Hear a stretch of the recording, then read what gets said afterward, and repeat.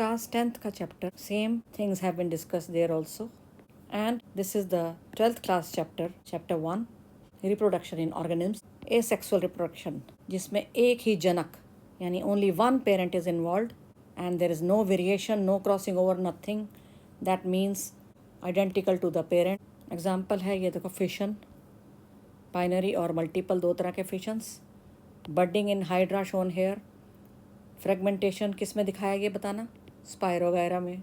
हाँ, एल्गी होती है स्पायरोगैरा. और रीजनरेशन किस में दिखाया गया बताना? ये क्या ये प्लेनेरिया. जू स्पोर्स दिखाए हैं क्लेमाइडोमोनास एल्गी में निकलते हुए बाहर. कोनिडिया के द्वारा ये जो पेनिसिलियम है ये फंजाई मल्टीप्लाई करती है. Gemmules are seen in sponges. Eye buds potato के, पोटैटो ट्यूबर. राइजोम यानी जिंजर. Bulb onion. ब्रायोफिलम पत्थर चट. इसमें यहाँ पे देखो बर्ड्स हैं, कलियाँ, जिससे नया पौधा जैसे ये गिरेगा.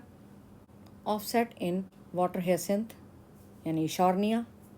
12th का चैप्टर 1 उसमें sexual reproduction topic. Various events shown. Pre fertilisation events क्या हैं? Gametogenesis, formation of gametes through meiosis. Gamete transfer, इसमें क्या है कि गैमीट्स इधर से उधर ट्रांसफ़र किए जाते हैं in algae, bryophytes, pteridophytes. Water plays a big role here. Fertilisation external भी हो सकता है, internal. Here the gametes meet inside the female body. Post fertilisation events यानी कि जाइगोट का बनना from the gametes, male and female. Embryogenesis, embryo की development stages. And finally the offspring. ये male part of the flower है, ये filament है, तो ये क्या है? Anther. The young anther transverse section has been shown here. Microspore mother cells, they will undergo meiosis to form 4 pollen grains in the form of a tetrad. One pollen grain has been shown here. Hard outer layer, exine. अंदर वाली intine. Exine is made of sporopollenin, one of the most resistant organic materials known to us. Germ pores, apertures. So inside we can see 2 cells, that is the vegetative cell and generative cell. ये एक pistil की ये ovary दिखाई हुई है. इसमें हमें placenta और ओव्यूल नज़र आ रहे हैं. और सेंटर में ये जो पिंक पिंक बनाया ये क्या है? Embryo sac. तो पहले तो ये मेगास्पोर मदर सेल के रूप में यहाँ पड़ा होता है ना, डिविजन्स होती हैं. तो ये डिविजन्स दिखाई हैं कि एमएमसी की डिवीज़न. 1 से बने 2 सेल्स, 2 से बने 4, लेकिन 3 अनइक्वल और बहुत छोटे छोटे हैं. एक बड़ा सा है यानी कि मेगास्पोर बन गया. ये तीनों तो डाई हो गए, डिजेनरेट हो गए. लेकिन megaspore will form total 8 nucleate stage of the embryo sac. ये एक कंप्लीट एम्ब्रियो सैक है. ये एग है. एग जब मेल गैमीट से मिलता है तो उसको फर्टिलाइजेशन कहते हैं और एम्ब्रियो बनेगा. डबल फर्टिलाइजेशन दिखती है हमें यहाँ पे और एम्ब्रियो बनता है. Chapter 3, the human male reproductive system shown here. Highly simplified diagram. The prostate gland, bulbourethral gland, seminal vesicle, vas deferens, tube-like structure, epididymis, the testis. They are situated outside the abdominal cavity within a pouch called scrotum. This is the urethra. The human female reproductive system shown here. Diagrammatic diagram. The 2 ovaries. Ovaries gametes produce करती हैं. Ova and female hormones produce करती हैं. The fallopian tube यानी कि oviduct. ये ovary ligament से attached होती है. Again in chapter 8 class 10th we have already studied all this. Primary sex organs, the testis and the ovary. ये gametes produce करते हैं और इस प्रोसेस को कहते हैं गैमीटोजेनेसिस. ये दिखाया हुआ टेस्टिस में गैमीटोजेनेसिस होता हुआ स्पर्मेटोजेनेसिस. ये इसके सेमिनिफेरस ट्यूब्यूल्स हैं टेस्टिस के, ये नीले नीले से ये मुड़े मुड़े. और इसको एक बड़ा करके दिखा दिया देखो, पाइप लाइक स्ट्रक्चर. और इसका भी एक छोटा सा सेक्शन यहाँ दिखाया गया, छोटा सा टुकड़ा. स्पर्मेटोगोनिया डिवाइड हो रहे हैं, प्राइमरी स्पर्मेटोसाइट बना रहे हैं उसके बाद सेकेंडरी स्पर्मेटोसाइट आ गया, ये ऑरेंज ऑरेंज वाला। उसके बाद स्पर्मेटिड बन गया उसमें से, और फाइनली स्पर्म्स, स्पर्मेटोजोआ यहाँ पर हमें नज़र आ रहे हैं कैविटी में। ये सर्टोली सेल्स ये नरिशमेंट प्रदान करते हैं ग्रोइंग स्पर्म को। Structure of a sperm shown here, head, middle piece having mitochondria in it. ये ओवरी का ही एनलार्ज व्यू है देखो, और सेक्शन है उसका, कटा हुआ भाग है ओवरी का। फॉलिकल्स दिखाई गई हैं अलग अलग स्टेजेस पर मैच्योर होती हुई। द मैच्योर फॉलिकल यानी कि ग्राफियन फॉलिकल ये वाली, इसमें से ये क्या निकला, ओवम निकला, ओव्यूलेशन। तो ये जो फॉलिकल है ये क्या है, corpus luteum. Here this is the ovum with the various layers. Chapter 4 of class 12th, reproductive health chapter, certain abbreviations. Same kind of chapter we have dealt with in 10th also, chapter 8, जीव जनन कैसे करते हैं. Some topics similar, the birth control topic, etc. IUCD, intrauterine contraceptive device. RCH, reproductive and child health care. STD की full form क्या है? Sexually transmitted disease, for example syphilis. CDRI, Central Drug Research Institute. MMR, maternal mortality rate. MTP, medical termination of pregnancy. VD, venereal disease. RTI, reproductive tract infection. PID, pelvic inflammatory disease. ART, assisted reproductive technologies. IVF, in vitro fertilization. And ZIFT यानी zygote intrafallopian transfer. Mendel, the father of genetics, he gave the monohybrid cross जिसमें single trait को देखा गया. He conducted breeding experiments on garden pea, that is Pisum sativum. ये parent है, tall and dwarf, both are homozygous. ये इनके gametes जुड़ गए और ये F1 जनरेशन बनी, first filial TT, capital and small, यानी कि फिनोटिपिकली तो ये टॉल थी जनरेशन, सारे के सारे टॉल थे इसमें प्लांट्स, कोई भी शॉर्ट नहीं था, लेकिन छोटा टी रिसेसिव छुपा हुआ था. आगे इनकी सेल्फिंग करा दी गई, 1:3:1 रेशो आया इसमें अब की बार. तो होमोजाइगस टॉल 25%, होमोजाइगस डॉर्फ ये भी 25%, और ये है दोनों 75%. They are constituting 75%. That is the tall heterozygous. Law of dominance, when two individuals of a species, they are differing in the pair of contrasting characters or traits, when they are crossed, the traits that appear in the F1, those are the dominant traits. Alternate form will be hidden, that is the recessive form. इसी तरह से है law of segregation, also called law of purity of gametes. That means the member of allelic pair that remain together in the parent, they will separate out during gamete formation. Or dihybrid cross, a cross between two individuals of a species where the inheritance of two pairs of contrasting traits or characters are taken. For example, round and yellow seeds or wrinkled और green seeds, इनके बीच में जब cross कराया जाए तो F1 में हमें क्या दिखाई दिए, फर्स्ट फिलियल जनरेशन में राउंड और येलो ये डोमिनेटिंग एलील्स हैं. सारे के सारे पौधे राउंड येलो होंगे सीड्स वाले. द F2 जनरेशन, इसमें हमने ये जो गैमीट्स आपस में मिले जा रहे हैं, पूरे नहीं लिखे हैं, इनको पूरा करके देखते हैं. ये देखो R और R को तो जोड़ा है यहाँ पे, और वाई नहीं किया, तो ये वाई हो गया यहाँ पे. अब इसको पकड़ो और इसको देखो, इसका आर और आर तो पहुँचा हुआ है यहाँ पे, लेकिन हमने वाई और वाई नहीं दिखाया, कैपिटल वाई है ये. उसके बाद यहाँ पे देखो आर तो पहुँचे हुए हैं, लेकिन Y again R and Y यहाँ पे दोनों वाई छोटे छोटे. अगले वाले स्क्वायर में देखो capital Y small Y, capital Y small Y. इस तरह से हमें क्या नज़र आएगा, 9:3:13 3:1 रेशो मिलेगा, जिसमें 1 वाला ये कौन सा पड़ा है, ये देखो ना, ये वाला है प्योरली रिसेसिव वाला। ये दोनों ही टॉपिक हमने 10th में कवर किए थे। जब किसी सिंगल जीन में म्यूटेशन आ जाए, कोई ऑल्ट्रेशन आ जाए, तो वो मेंडेलियन डिसऑर्डर है।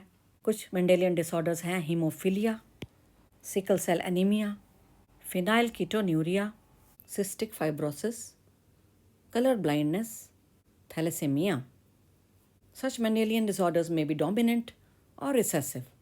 Hemophilia, a sex-linked disorder, recessive disease transmitted from unaffected carrier female to the male progeny, male child. आपको ब्लड क्लॉटिंग का पता है, ये क्लॉटिंग हो गई है, ये वूंड था, इसकी क्लॉटिंग हो गई। ये क्लॉटिंग पूरा एक कॉम्प्लेक्स प्रोसीजर है ना, कास्केड ऑफ प्रोटीन्स इन्वॉल्व होते हैं इसमें। तो एक प्रोटीन पर्टिकुलर इस क्लॉटिंग के दौरान दिस इज़ अफेक्टेड, XHY, ये किसका जीनोटाइप है, अफेक्टेड मेल का, XHX, ये कैरियर फीमेल को दर्शाता है। Sickle cell anaemia autosome linked recessive disorder होता है। ऑटोसोम्स यानी कि नॉन सेक्स क्रोमोसोम्स वो इन्वॉल्व होते हैं। Phenylketonuria autosome recessive disorder, inborn error of metabolism. Affected individual lacks an enzyme that converts amino acid phenylalanine into tyrosine. Phenylalanine finally gets converted into phenylpyruvic acid. This accumulates in the brain, resulting in mental retardation. And now some chromosomal disorders. These are caused due to absence or excess or abnormal arrangement of one or more chromosomes. जब भी cell division में गड़बड़ होगी, segregation of chromatids from the chromosomes में गड़बड़ होगी। आपको पता है कि क्रोमोसोम्स टूटते हैं, क्रोमेटिड्स क्रोमोसोम्स बनकर चलते हैं पोल्स की तरफ, ऑपोजिट पोल्स। तो अगर ऐसा ना हो और टूटे ना और पूरा का पूरा ही एक तरफ को चला जाए, तो यहाँ कमी हो गई ना क्रोमोसोम की, और यहाँ एक एक्स्ट्रा हो गया, मतलब जो गैमीट्स बनेंगे वो एबनॉर्मल बनेंगे, क्रोमोसोमल डिसऑर्डर्स हो जाएंगे, जैसे कि down syndrome, trisomy of chromosomes number 21। ये जो 21 नंबर का क्रोमोसोम है, द ऑटोसोम, ये होने थे 2 नॉर्मली, हर इंसान में ये सेल्स के अंदर 2 होंगे, लेकिन इसमें ये तीसरा भी आ जाता है। इसके हर सेल में अफेक्टेड इंडिविजुअल के एक एक्स्ट्रा भी होगा 21, तो ट्राइसोमी तभी कहते हैं इसको, trisomy of chromosome number 21, 2n+1 हो गया ये। Affected individual will be short statured, छोटी हाइट का होगा, स्मॉल राउंड हेड होगा उसका, ब्रॉड फेस होगा, फ्लैट फेस, टंग में फरो होगी और बिग होगी, पार्शली ओपन रहेगा mouth, the palm is broad big having a crease wrinkle in it. Physical, psychomotor, mental disabilities, retardations. Klinefelter syndrome, ये एक जेनेटिक डिसऑर्डर है caused by presence of an additional copy of X chromosome. तो होना था तो ये mail था जो नॉर्मल था, this was a male offspring, male individual XY, लेकिन इसमें एक एक्स्ट्रा आ गया। देखो, additional copy of X chromosome results in the karyotype of 47, not 46, XXY. Such an individual will have overall masculine development, boy-like, gent-like, man-like, lekin there will be some feminine development also, development of the breast, that is gynecomastia. Such an individual will be sterile, not able to give rise to young ones. एक और chromosomal disorder, Turner syndrome, due to absence of one of the X chromosomes in the female. ये female थी यानी XX होना था इसको, तो अरे लेकिन ये क्या हुआ, एक X गायब, यानी 45 karyotype. Such females will be again sterile. Why? Because the ovaries are rudimentary. Sterile ovaries are there. Secondary sexual characters are underdeveloped. Feminine characters are very less, very low. DNA के बारे में भी हम 9th-10th में जगह जगह अलग अलग चैप्टर्स में थोड़ा थोड़ा पढ़ते रहे हैं. DNA the genetic material. Watson and Crick, they have been credited in 1953 to have given the double helical structure of DNA. 2 polynucleotide chains हमें दिख रही हैं. एक पॉलीन्यूक्लियोटाइड चेन में होंगे bases, nitrogenous bases, adenine, guanine, thymine, cytosine, that is the purines and pyrimidines. Pentose sugar होगी इसमें. Deoxyribose होती है डीएनए में शुगर. फॉस्फेट ग्रुप होगा. Both polynucleotide chains go anti parallel to each other. These two strands of the chains, they are held by hydrogen bonds. ये देख रहे हो आप हाइड्रोजन बॉन्ड्स. डबल बॉन्ड दिख रहा है यहाँ टी और ए के बीच में. ए और टी बनाते हैं डबल बॉन्ड. सी और जी बनाते हैं सदा ट्रिपल बॉन्ड आपस में. Chains are coiled in right handed fashion. The pitch of the helix is 3.4 nanometres, जिसमें 10 बेस पेयर्स होते हैं हर टर्न के अंदर. यानी 2 बेसिस के बीच में अगर आप देखें तो आपस में बीच में कितना होगा, इसका मतलब 0.34 नैनोमीटर्स का डिस्टेंस होगा. 3.4 divided by 10. Central dogma in molecular biology. This states that the genetic information flows from DNA to the RNA to the protein. Class 10th, chapter 9. And the same topics going on here in 12th. So bio is not that difficult, remember. आनुवंशिकता और विकास, all the same topics. Scientist को समझ नहीं आ रहा था कि सबसे पहले लाइफ कैसे आई धरती पर, क्या हुआ था.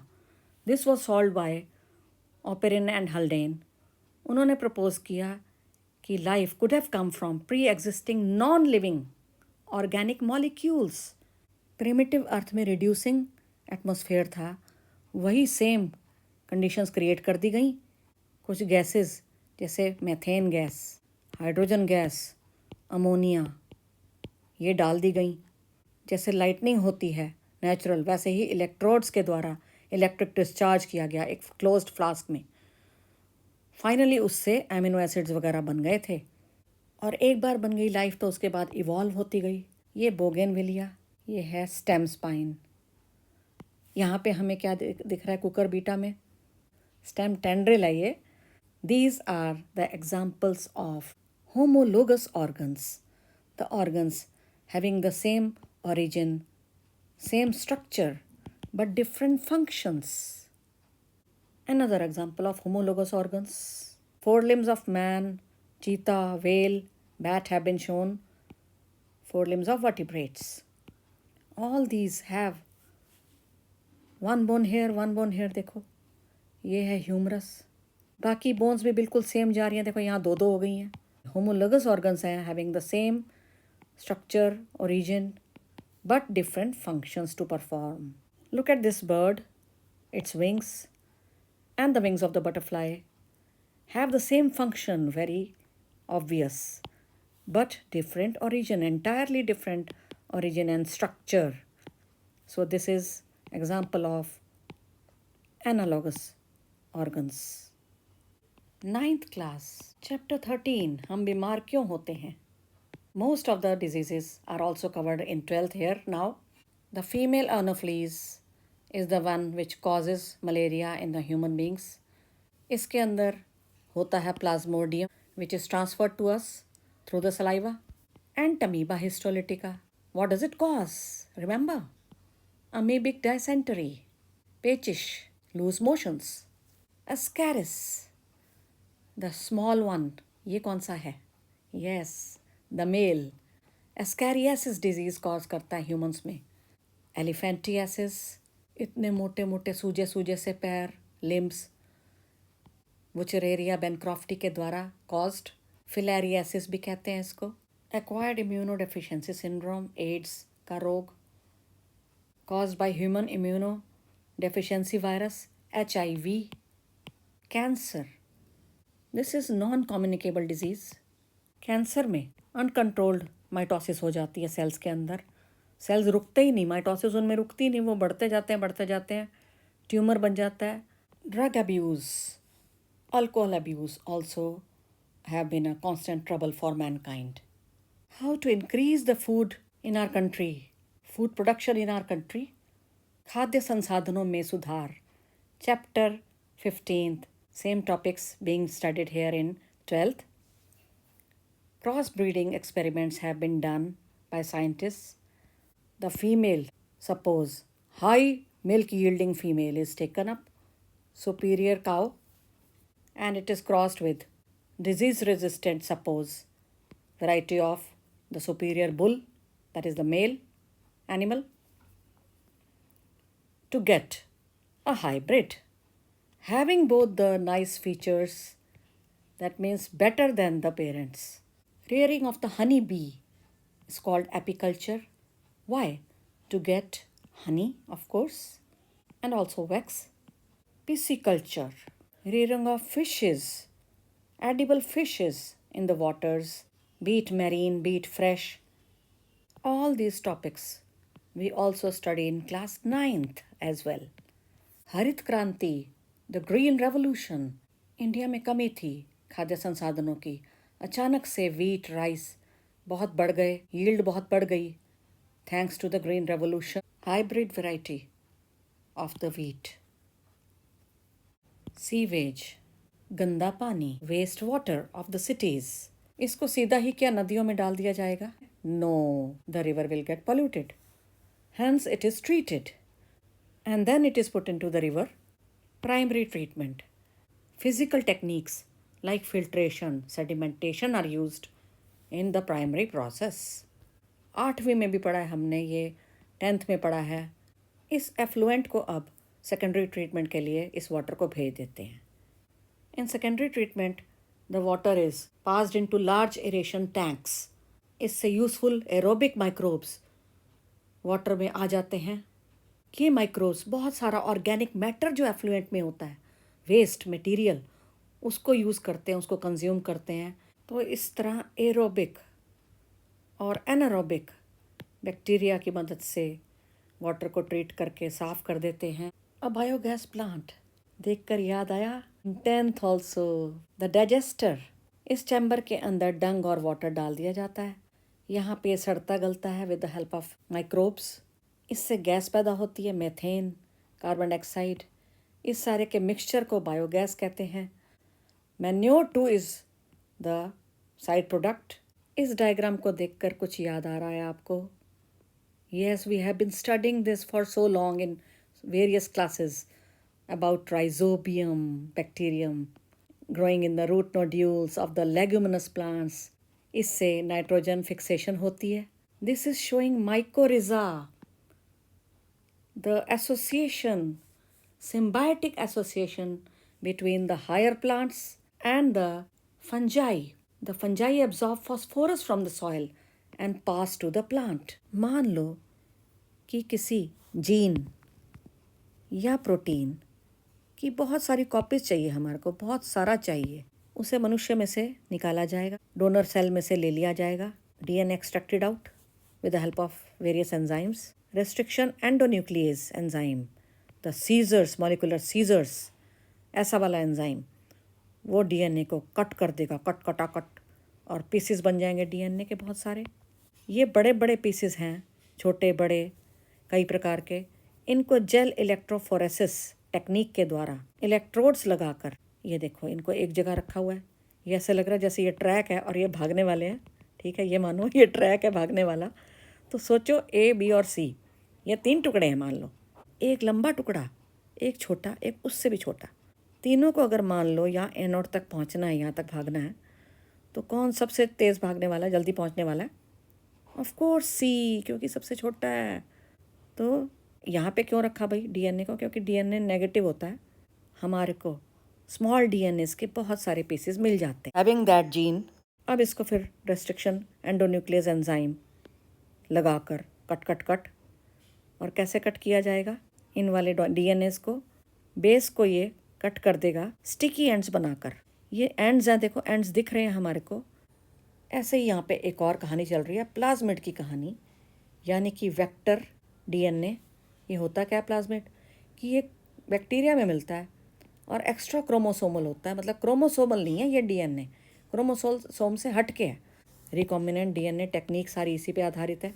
इसको निकाल लेते हैं, आइसोलेट कर लिया जी, इकोलाई से निकाल लिया और इसको कट करवा दिया रेस्ट्रिक्शन एंडोन्यूक्लियस के द्वारा और स्टिकी एंड्स बनवा दिए। यहाँ पे पैलिंड्रोमिक साइट्स होती हैं, कुछ पर्टिकुलर साइट्स और रिकॉग्निशन साइट्स, उन साइट्स को देखकर ही, उनके आधार पर ही कटिंग होती है by the restriction endonuclease enzyme और स्टिकी एंड्स बन जाते। अगर सेम रेस्ट्रिक्शन एंडोन्यूक्लियस दोनों ही के लिए यूज़ किया जाए तो दोनों के स्टिकी एंड्स भी सेम तरह के बनते हैं। The resultant DNA fragments will have the same kind of sticky ends. Hence, they can be joined very easily together using DNA ligases enzyme. तो ligase enzyme जो joining वाला एंजाइम होता है, जोड़ता है, ऐसा वाला एंजाइम यहाँ पे यूज़ होगा, इस डायग्राम में देखिए।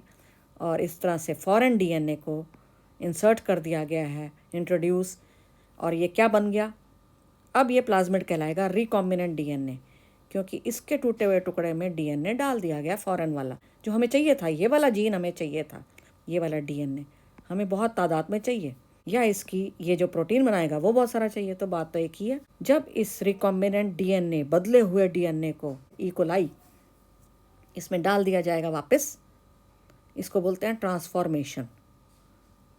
तो होस्ट विल मल्टीप्लाई नेचुरली, तो host will keep on multiplying, 1 से बने 2, 2 से बने 4, और आपका जीन भी अकॉर्डिंगली बढ़ता जा रहा है।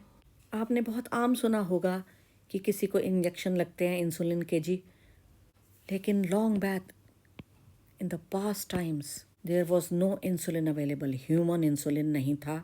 तो इंसुलिन कहाँ से मिलता था डायबिटीज़ वाले पेशेंट्स को? उनको मिलता था पिग्स से या कैटल से, उनको मार कर। लेकिन उससे क्या हो जाता था, allergies, reactions used to happen in the patient. Human insulin कैसे बनाया जाए? इंसुलिन हार्मोन एक प्रोटीन, ये बना हुआ है 2 चेन्स का, ए चेन और बी चेन, लेकिन बीच में एक सी पेप्टाइड करके भी जुड़ाव होता है, एक और चेन, कि जो मैच्योर इंसुलिन होता है उसमें सी हट जाता है। यही प्रॉब्लम आ रही थी जेनेटिकली इंजीनियर करने में इंसुलिन को। 1983 में एक company, American company Eli Lilly, इसने 2 चेन्स बना डाली, ए और बी बना लिए, दोनों को ही ई कोलाई के प्लाज्मिड्स, ई कोलाई के जो ये वेक्टर्स हैं जो मदद करेंगे रिकॉम्बिनेंट डीएनए में, उन प्लाज्मिड्स के अंदर इनको इंसर्ट कर दिया। ट्रांसफॉर्मेशन और ई कोलाई मल्टीप्लाई करता, बहुत सारी ए और बी अलग अलग सेपरेटेड चेन्स मिल गई, इनको कंबाइन कर दिया गया, डाइसल्फाइड बॉन्ड्स की मदद से जोड़ दिया गया। तो इस तरह से ह्यूमन इंसुलिन तैयार है। These topics of class 12th have already been studied in class 10th also.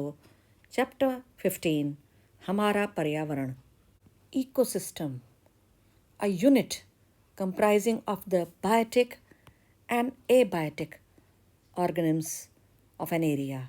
इससे मिलता जुलता एक term biome.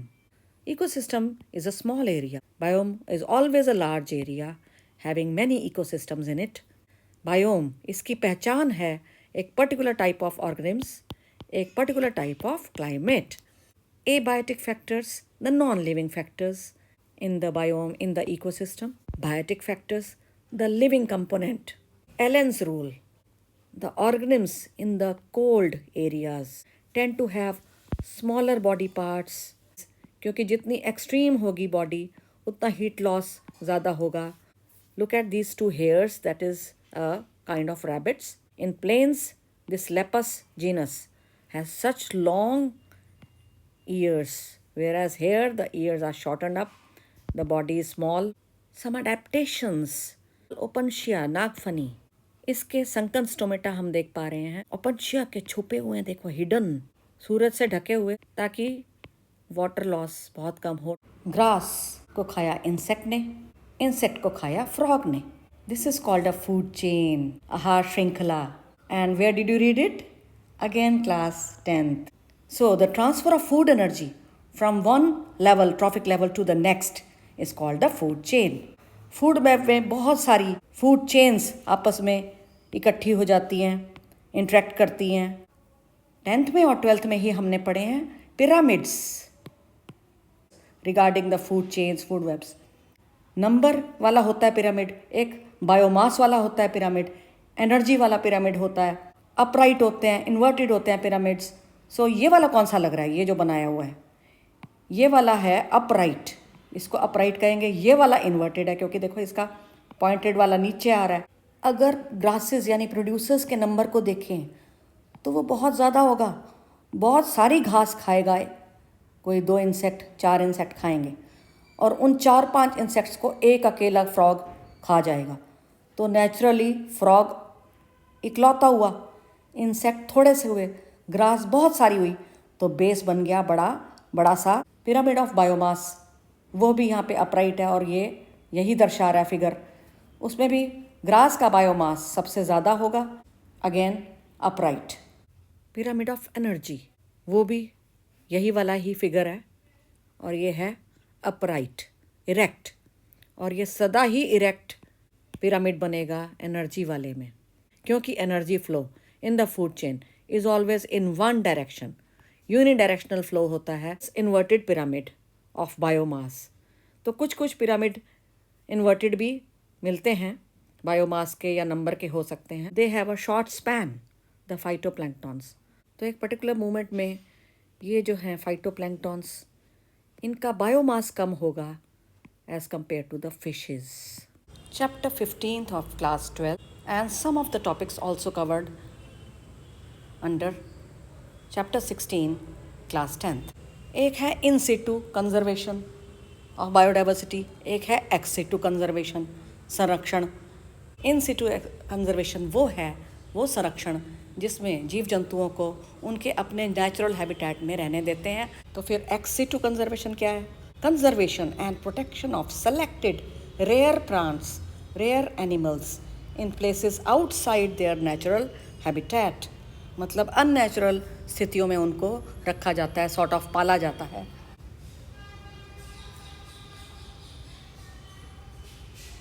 Look at these sketches. Look at these sketches.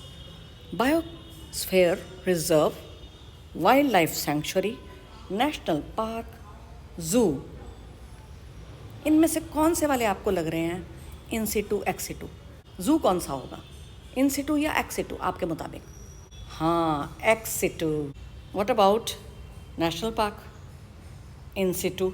What about wild life sanctuary? In Situ. Example biosphere reserve, in Situ. Wild life sanctuary, taboo on poaching. India has presently 90 national parks. Biosphere reserves कितनी है? 14. India has 492 wildlife sanctuaries at present. Just imagine, एक greedy किसान खूब DDT का spray किया पैदावार बढ़ाने के लिए. डीडीटी एक पॉइजन. बारिश हुई, डीडीटी पहुंच गया पड़ोस के तालाब के पानी में. कितना? 0.003 ppm मान लो.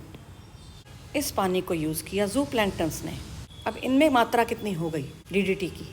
कंसंट्रेशन हो गई 0.04 ppm. स्मॉल फिश ने फाइटोप्लैंक्टन्स, जू प्लैंक्टन्स को खा लिया.